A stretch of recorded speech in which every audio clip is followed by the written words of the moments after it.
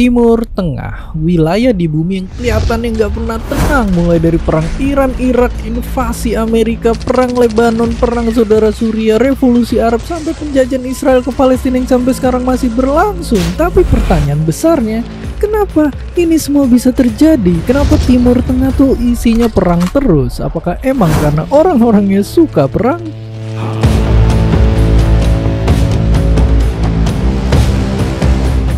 Oke, sebelum mengarah ke sana, buat bener-bener kita bisa ngerti, kita tuh harus mundur jauh ke masa lalu.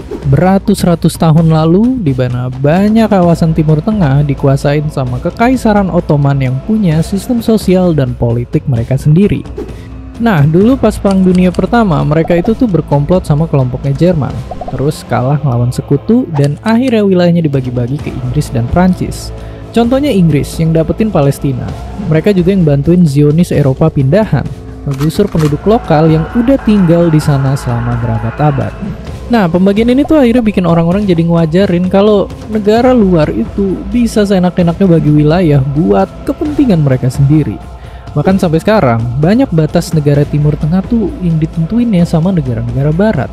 Banyak sejarawan yang bilang kalau peta yang mereka bikin tuh nggak nunjukin kenyataan sebenarnya, malah misahin komunitas dan nyatuin orang-orang nggak cocok, dan ujung-ujungnya jadi rentan konflik. Tapi apakah cuma gara-gara itu? Pastinya jawabannya enggak. Tapi gampangnya gini.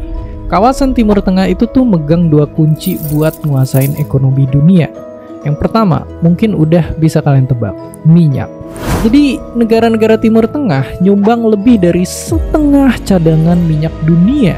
Dan karena minyak itu ibarat penggerak ekonomi modern, punya kontrol atas minyak juga berarti punya kontrol atas ekonomi global. Oke, terus lanjut ke kunci kedua, lokasi yang strategis. Dari dulu kawasan ini adalah penghubung utama antara berbagai benua. Dan sampai sekarang banyak perdagangan dunia harus ngelewatin Timur Tengah. Nah, negara yang punya kuasa atas jalur ini jadi bisa ngatur arus perdagangan dan mempengaruhi ekonomi negara-negara lain. Dan gabungan dua hal inilah yang bikin Timur Tengah jadi hadiah besar buat siapapun yang punya pengaruh di sana. Makanya banyak negara yang sering dalam tanda kutip ikut campur urusan Timur Tengah.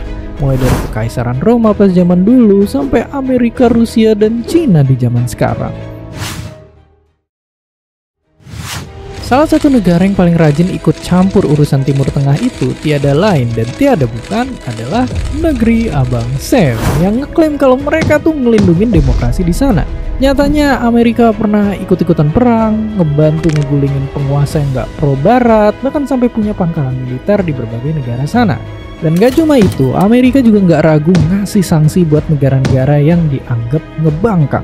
Dan semua itu tuh nggak cuma dilakuin sama Amerika aja, tapi juga sama banyak negara lainnya. Kayak misalnya perang saudara di Suriah ini, Amerika dan Rusia tuh ikut-ikutan dan ngedukung kelompok berbeda berdasarkan kepentingan mereka masing-masing.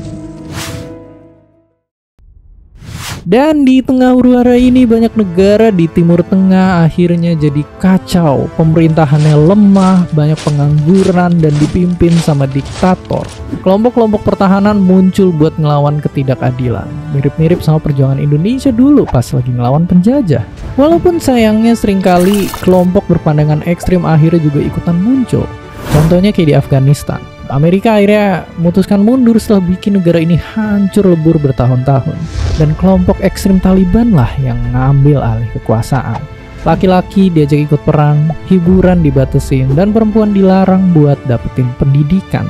Tapi, kalau udah kayak gini kasusnya, siapakah yang sebenarnya harus bertanggung jawab? Di Timur Tengah ada anak-anak muda yang tumbuh nyaksiin konflik demi konflik, perang demi perang, dan serangan demi serangan. Mereka dipaksa ngewarisin dan ngerasain kekerasan yang gak pernah mereka tanam. Ya, penjelasan di video ini cuma baru secul dari cerita lengkapnya di sana. Jadi, ayo sama-sama belajar biar ngerti lebih lanjut tentang dunia ini. Dan seperti biasa, terima kasih.